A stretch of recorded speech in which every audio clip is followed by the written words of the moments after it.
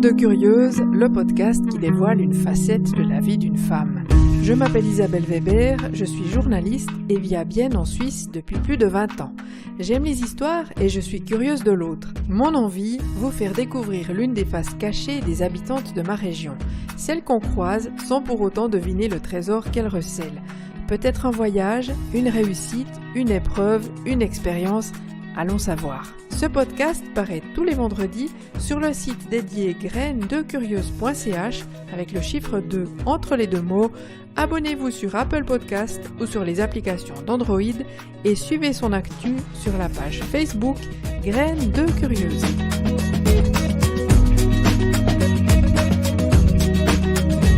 Cette semaine, Graines de Curieuses rencontre Antoinette Berfous. Enfant d'Orvin, elle n'a jamais quitté son village où elle est responsable de lingerie dans un home. Il y a tout juste 6 ans, cette mère de famille s'est découvert une passion pour l'écriture. Elle est devenue capucine et s'est mise à se raconter dans des poèmes comme pour fuguer de son quotidien. Aujourd'hui, celle qui fait aussi du théâtre en amateur a franchi un pas supplémentaire, celui de la lecture en public. Bonjour Antoinette. Bonjour Isabelle. Antoinette Berfous, de quoi tu vas nous parler aujourd'hui ? Alors je vais parler de poésie, de mon évolution personnelle à travers mes poèmes et de ce que j'aimerais en faire. D'accord, Voilà. C'est tout un programme. C'est tout un programme. Tout un programme. Alors on va peut-être commencer par le début. Pourquoi tu t'es mise à la poésie et quand tu t'y es mise en fait ? Alors j'ai commencé à écrire en septembre 2013. Ensuite, j'écrivais de temps en temps quelques phrases que je publiais sur Facebook. Et il y a des copines qui m'ont dit « Mais pourquoi t'écris pas ? Vas-y, lance-toi !» Et puis moi, je dis « Mais qu'est-ce que je pourrais écrire ? Qu'est-ce que je vais écrire ?» Et tout à coup, je m'y suis mise et ça a donné des poèmes. Et pourquoi cette date de septembre 2013 ? C'est très précis ça. Alors, je sais pas trop. Ça s'est passé là, à ce moment-là. Et puis, j'écris des poèmes que j'ai publiés sur Facebook. Et à l'époque, j'avais une copine, Sandra Bourguer, qui, après 2 ou 3 poèmes, m'a demandé si je voulais les publier sur l'écho du Bas-Vallon. Ça m'a un peu surprise. Et puis, elle m'a proposé de le faire sous un pseudo, pour commencer. J'ai accepté et j'ai choisi le pseudo de Capucine. Alors, l'écho du Bas-Vallon déjà, décris-nous. Donc c'était un journal qui n'existe plus. C'était un journal de la région. Et Sandra Bourguer était la rédactrice en chef, que je connaissais depuis des années. Et du coup, tu avais une rubrique, donc comment ça se passait ? Alors j'avais une petite rubrique qui s'appelait les histoires en couleur de Capucine. Ah, c'est joli. Et puis, chaque semaine, il y avait un poème. Et pourquoi tu as choisi Capucine ? Parce que quand j'étais enfant, il y a une personne de mon entourage qui m'appelait Capucine. C'est juste une personne qui m'appelait comme ça. Et c'est un prénom qui te va bien, en fait. Oui, et j'aime beaucoup les capucines.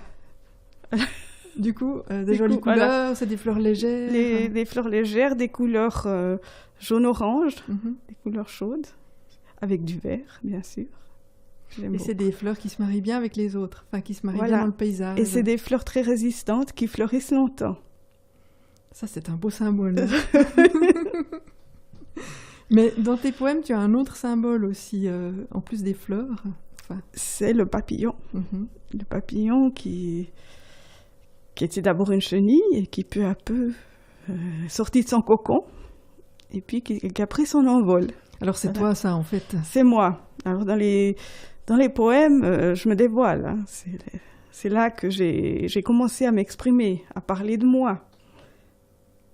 Parce que avant j'étais très discrète, je me cachais derrière les autres, timide, je le suis encore, mais voilà. Et j'ai appris d'abord à m'exprimer par écrit, à exprimer tout ce que j'ai au fond de moi.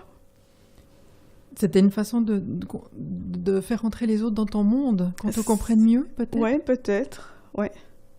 Et ça a eu cet effet ? Comment tu as eu les retours ? Alors, les premiers retours, j'ai 2 différents retours.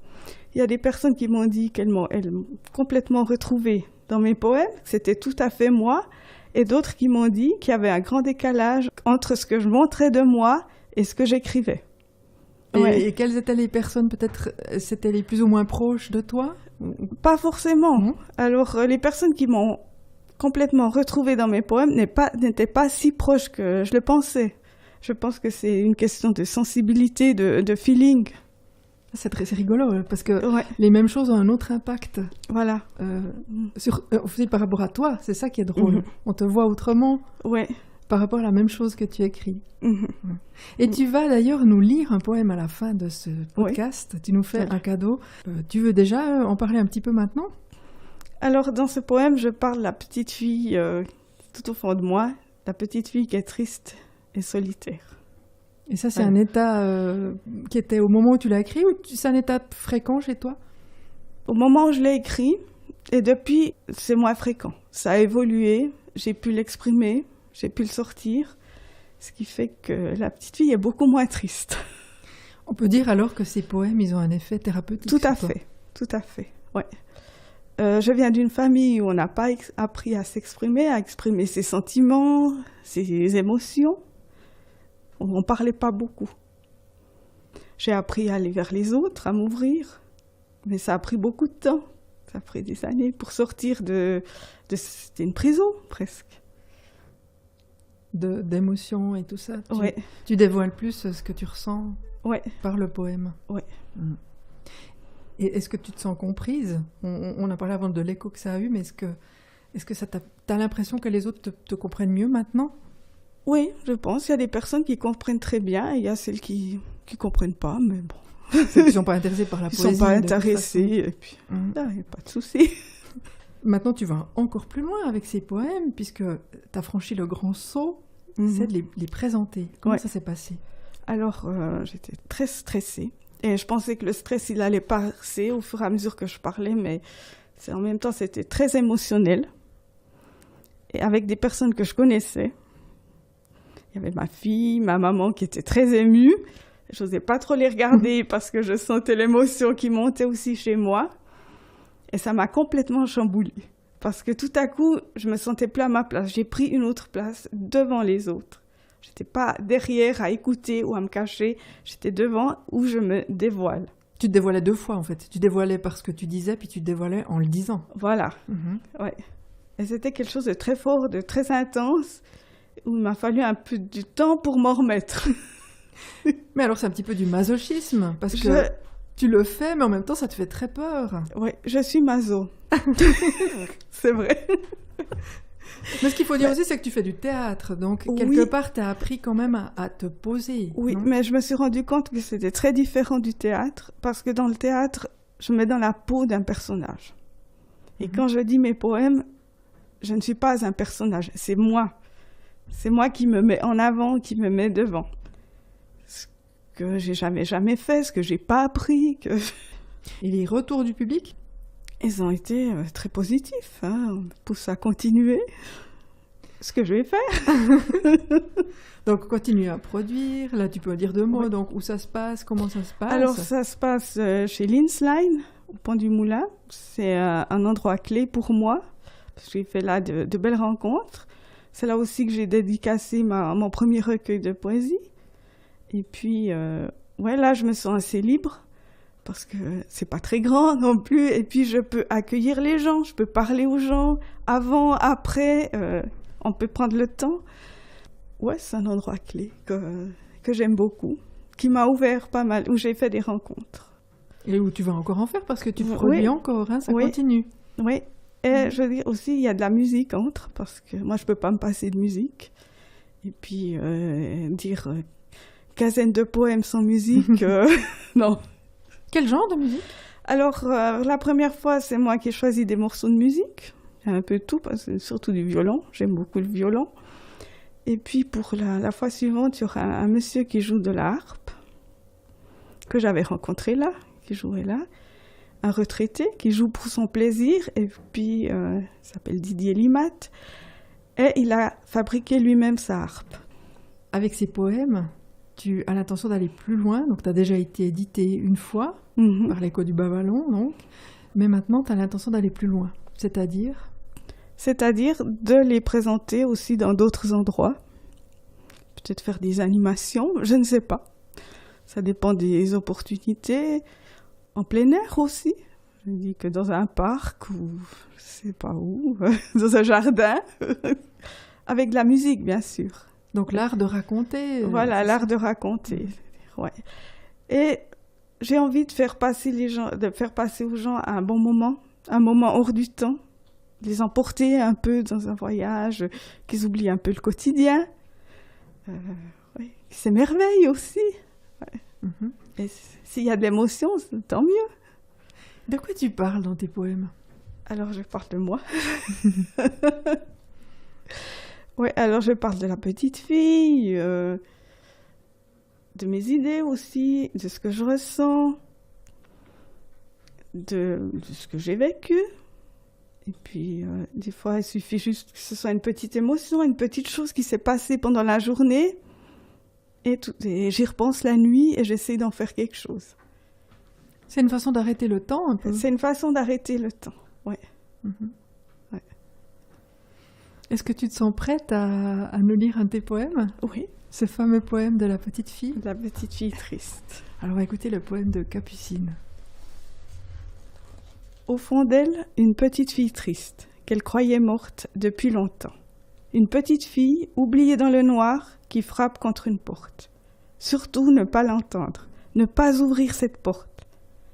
Elle imagine la porte ouverte, l'eau qui entre, l'eau qui inonde ses yeux, sa bouche, ses poumons, un tsunami. Pourtant, la petite fille triste insiste.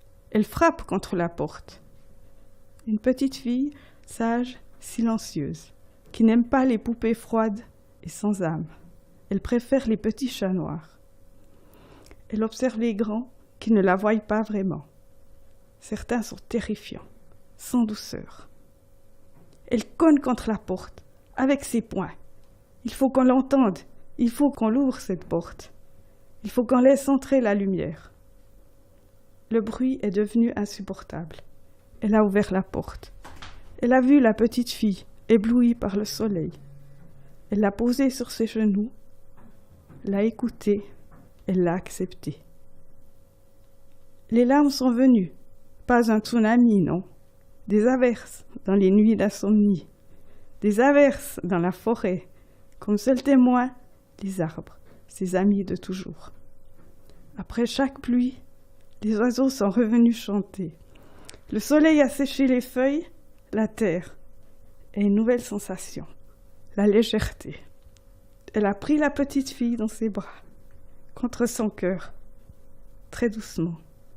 Elle chante. Merci beaucoup, Antoinette Delfus. C'est très, très émouvant. C'est très émouvant encore pour moi. C'est très émouvant pour moi aussi. C'est un très beau poème. Merci. Très, très beau poème. Moi, je pense qu'on va conclure sur ça, parce qu'il n'y a rien de plus à dire. On se réjouit de te retrouver dans tes lectures. Merci, Antoinette Delfus. Merci beaucoup, Isabelle.